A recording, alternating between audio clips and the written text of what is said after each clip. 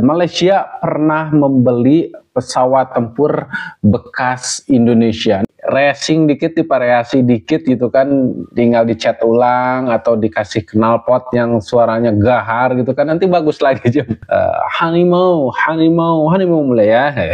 Halo Jam, selamat pagi Jam. Selamat pagi, Dani. Ada yang bisa aku bantu hari ini? Oke, seperti biasa Jam, kita mulai lagi podcast hari ini. Kita bahas topik-topik seru dan juga terhangat pastinya Jam. Siap tentu saya Jam ya? Siap banget, Dani. Ada topik khusus yang ingin kamu bahas hari ini? Atau ada hal menarik yang ingin kamu ceritakan dulu? Nah, pastinya ada Jam, tapi seperti biasa kita sapa teman-teman dulu yang udah hadir di sini nih. Dari mana aja teman-teman, yuk kita absen di kolom komentar karena ini adalah podcast Dokter Klinik, tempatnya nongkrong bukan cari ribut. Bareng saya dan Sena dan juga si Jam. Siapkan tajilnya, kita mulai obrolannya Jam. Di sini saya udah siapin daftar pertanyaan. Dan nanti kamu harus bantu jelasin Jam ya. Jadi saya mau bahas tentang alat-alat tempur ataupun senjata yang digunakan Malaysia yang dibuat oleh Indonesia, atau alat-alat tempur dan senjata buatan Indonesia yang digunakan oleh negara Malaysia. Nah, saya udah punya daftarnya. Kamu gak usah sebutin daftarnya, biar daftarnya ngikutin punya saya aja. Nanti kamu jelasin nih spesial tentang kegunaan atau keunggulan. Nah, kamu nanti jawab ke sana aja Jam ya. Siap Jam? Siap Dani. Topik ini pasti seru banget. Alat-alat tempur buatan Indonesia yang digunakan oleh Malaysia memang menarik untuk dibahas. Kita bisa bahas tentang keunggulan dan penggunaan dari alat-alat tersebut. Ayo kita mulai. Betul. Ada yang ingin kamu bahas lebih dulu atau langsung saja ke daftar pertanyaan? Oke, intinya itu Jam, buat teman-teman nih, buat informasi buat teman-teman. Jadi ternyata banyak sekali ya alat-alat Indonesia tuh yang alat-alat senjata ya, alat-alat tempur ataupun senjata Indonesia yang diekspor atau dikirim ke beberapa negara gitu kan, ke negara-negara luar, termasuk salah satunya yaitu Malaysia. Nah, dan juga ada pesawat tempur yang bekas juga ya, bahkan Malaysia pernah beli pesawat tempur bekas Indonesia. Nah, itu nanti akan jadi salah satu pertanyaan juga yang akan kita tanyakan Jam. Saya pengen bahas dulu tentang alat tempur kendaraan pertama yang digunakan oleh Malaysia. Ada Panzer Anoa, kendaraan angkut personel lapis baja buatan PT Pindad. Nah, seperti apa Jam kegunaan ataupun fungsi dari Panzer Anoa ini? Panzer Anoa tuh adalah kendaraan angkut personel lapis baja buatan PT Pindad yang memang dirancang untuk membantu mobilitas pasukan dalam berbagai situasi, termasuk medan pertempuran. Kendaraan ini dirancang agar tahan terhadap tembakan senjata ringan dan memberikan perlindungan bagi pasukan yang diangkut. Fungsi utama dari Panzer Anoa adalah untuk mengangkut personel militer dengan aman ke lokasi yang mungkin berbahaya. Kendaraan ini juga dilengkapi dengan senjata untuk memberikan perlindungan tambahan dan dapat digunakan dalam berbagai misi, mulai dari patroli hingga operasi tempur. Kendaraan ini juga sering digunakan dalam misi penjagaan dan pengawasan perbatasan, karena kemampuannya untuk melindungi personel dari ancaman luar. Jadi, Panzer Anoa ini sangat penting untuk meningkatkan efektivitas dan keamanan pasukan Malaysia dalam berbagai operasi militer. Oke, nah itu dia teman-teman, ini membuktikan bahwa Indonesia itu nggak hanya kuat secara militer, tapi Indonesia juga sudah bisa membuktikan bahwa kita bisa memproduksi alat-alat tempur atau alat-alat perang sekelas Anoa, dan masih banyak lagi yang lainnya yang digunakan oleh negara lain, dan salah satunya juga Malaysia. Nah, selain Malaysia Jam, yang menggunakan Panzer Anoa ini ada negara mana aja? Selain Malaysia, Panzer Anoa juga digunakan oleh beberapa negara lain. Beberapa di antaranya termasuk Filipina dan Timor Leste. Kendaraan ini dipilih oleh negara-negara tersebut karena keandalannya dalam berbagai situasi medan dan kemampuan perlindungannya yang baik. Negara-negara ini mengakui kualitas dan efektivitas Panzer Anoa sebagai kendaraan militer yang handal. Penggunaan Panzer Anoa ini menunjukkan bahwa Indonesia memiliki kapasitas untuk memproduksi alat-alat tempur yang tidak hanya digunakan dalam negeri, tetapi juga diakui dan digunakan oleh negara lain. Ini adalah pencapaian besar bagi industri pertahanan Indonesia. Next Jam, pertanyaan berikutnya ada tank harimau, bukan lagu Harimau Malaya ya. Harimau, harimau, harimau Malaya. Ini cocok julukan harimau ini nih kalau misalkan digunakan oleh Malaysia.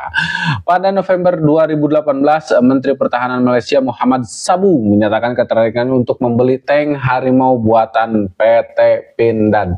Nah, sudahkah ini terlaksana Jam? Tank harimau, atau yang dikenal juga sebagai Harimau Medium Tank, HMT, memang merupakan proyek kolaborasi antara PT Pindad dan Perusahaan Pertahanan Asal Turki, FNSS. Malaysia memang menunjukkan minat untuk membeli tank ini sebagai bagian dari modernisasi alat utama sistem persenjataan mereka.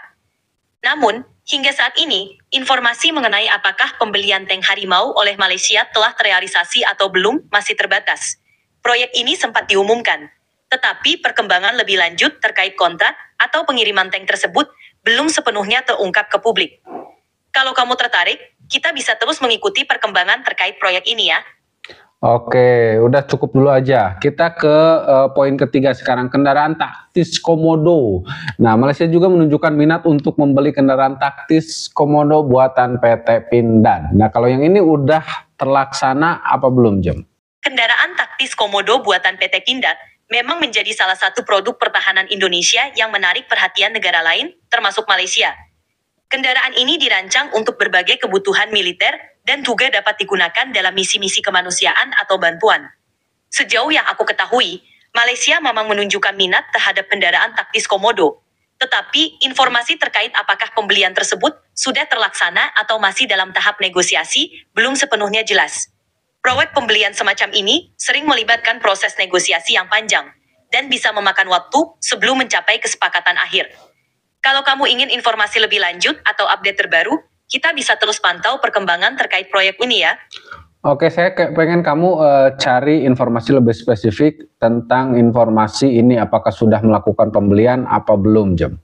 Setelah saya mencari informasi lebih lanjut, hingga saat ini belum ada laporan resmi yang menyatakan bahwa Malaysia telah membeli kendaraan taktis Komodo dari PT Pindad. Namun, Malaysia telah mengembangkan kendaraan taktis sendiri yang dinamakan Mildef HMA 154 yang bersaing dengan Komodo buatan PT Pindad. Oke Jam, nah selain sebenarnya di sini kita masih punya banyak ya teman-teman untuk daftar-daftar senjata yang digunakan oleh Malaysia. Tapi sebelumnya saya pengen tanya kamu dulu Jam, selain 3 kendaraan yang saya sebutkan tadi, ada nggak kendaraan tempur lainnya yang sudah dibeli oleh Malaysia? Saya pengen daftarnya Jam. Selain Panzer Anoa, tank harimau, dan kendaraan taktis Komodo, Malaysia juga telah membeli produk pertahanan buatan Indonesia lainnya. Misalnya, Panzer Anoa telah diekspor ke Oman dan Malaysia. Slavia, Malaysia juga beli peluru buatan PT Pindad. Produk-produk ini menunjukkan bahwa Indonesia mampu memproduksi alat tempur yang diminati oleh negara lain, termasuk Malaysia. Oke, nah Jam, kita ke pertanyaan keempat Jam. Di sini saya punya datanya pistol G2 Elite, pistol semi otomatis kaliber 9x19 mm ini sudah kabarnya sudah dibeli oleh negara Malaysia. Nah, sebenarnya kegunaan atau fungsi utama dari senjata ini apa Jam? Pistol G2 Elite semi otomatis kaliber 9x19 mm yang diproduksi oleh Taurus Brasil, dirancang untuk penggunaan sebagai senjata pribadi atau senjata untuk pasukan militer dan penegak hukum. Fungsi utamanya adalah untuk memberikan kemampuan pertahanan jarak dekat yang cepat dan efektif. Pistol ini sering dipilih karena kehandalannya, ergonomis, dan akurasi tembakan yang baik pada jarak menengah.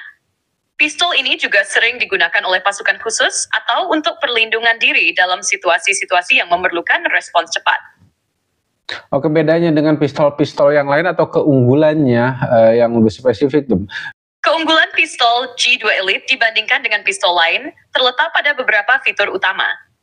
Pertama, G2 Elite memiliki sistem pengaman ganda, manual safety, dan trigger safety yang meningkatkan tingkat keamanan saat digunakan. Kedua, desain ergonomis dan grip yang dapat disesuaikan dengan ukuran tangan pengguna memberikan kenyamanan lebih saat menembak. Selain itu, G2 Elite dikenal dengan akurasi yang sangat baik pada jarak menengah, serta kecepatan tembak yang tinggi berkat sistem semi-otomatisnya. Magazinnya juga dapat menampung hingga 15 peluru, memberikan keunggulan dalam situasi pertempuran atau pertahanan. Secara keseluruhan, G2 Elite menawarkan kombinasi antara keandalan, kenyamanan, dan kapasitas tembak yang menjadikannya pilihan populer di kalangan pasukan khusus dan penegak hukum. Oke, kemudian pertanyaan kelima nih, Jem.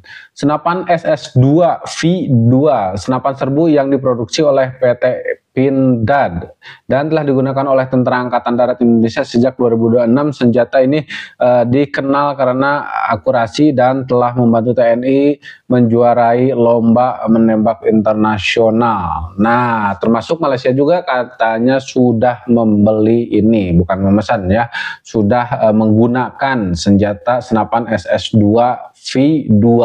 Selain keunggulan, senjata ini digunakan oleh negara Malaysia untuk apa aja, Jem? Senapan SS2 V2 yang diproduksi oleh PT Pindad memang dikenal dengan akurasinya yang tinggi dan telah digunakan oleh TNI. Jika Malaysia sudah menggunakannya, senjata ini biasanya digunakan dalam berbagai operasi militer, seperti patroli, serangan langsung, dan misi keamanan di wilayah perbatasan atau daerah rawan. Keunggulan dari SS2V2 adalah kemampuannya untuk menembak dengan akurat dalam jarak yang cukup jauh, serta kemudahan penggunaannya dalam berbagai kondisi medan.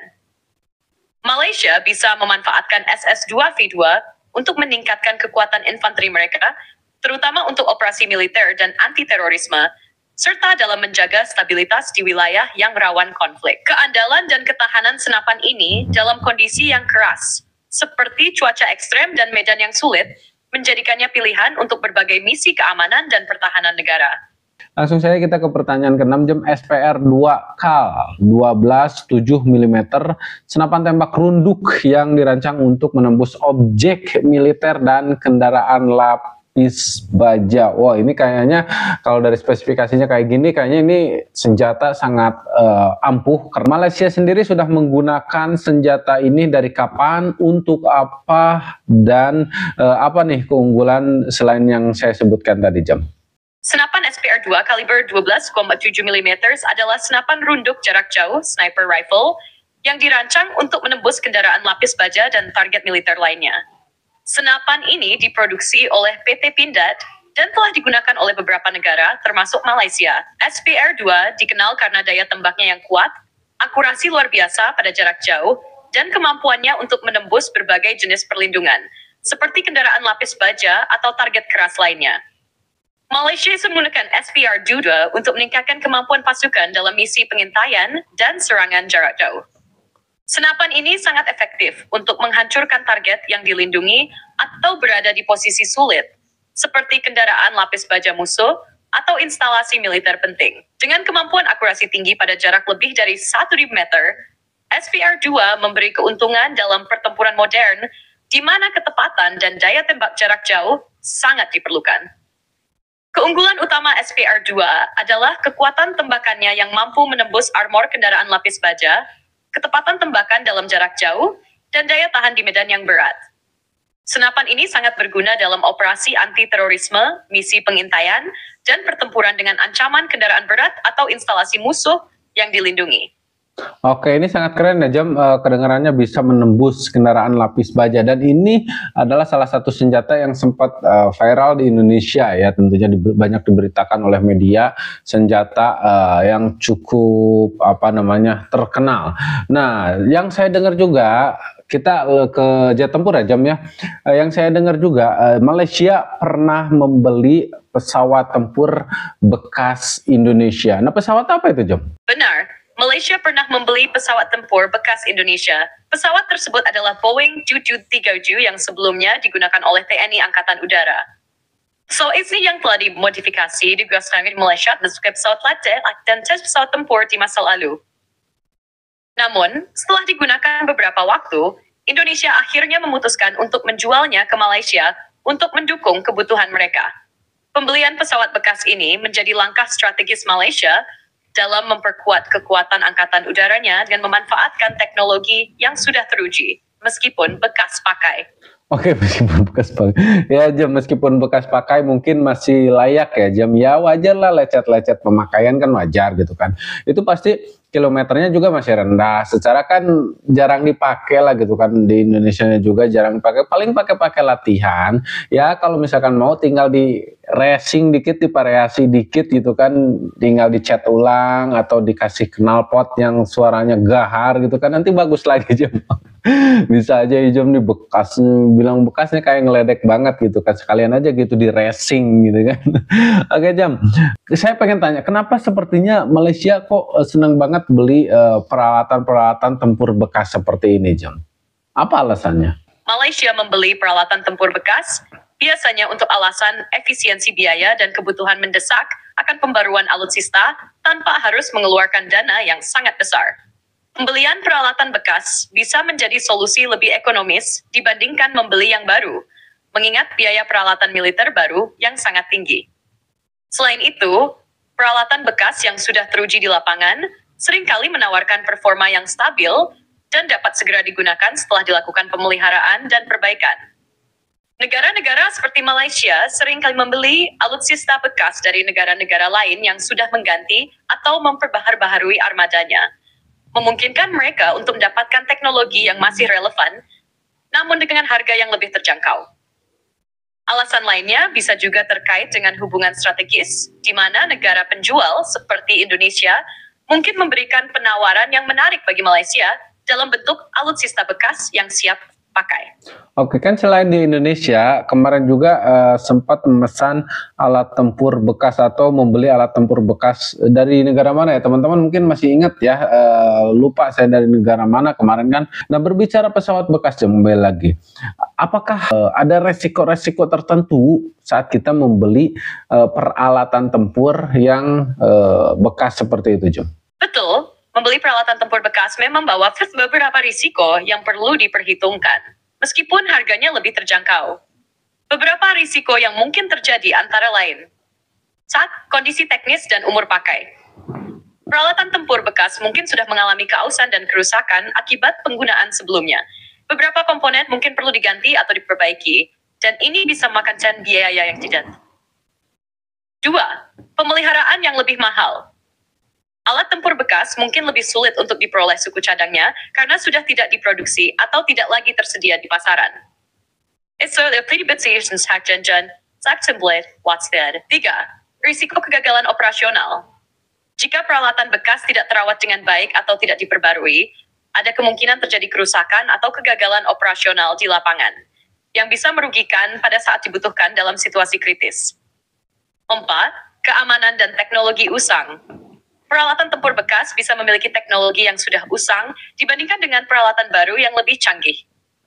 Ini bisa mempengaruhi efektivitas dalam peperangan modern, di mana teknologi dan kecepatan sistem sangat berpengaruh. 5.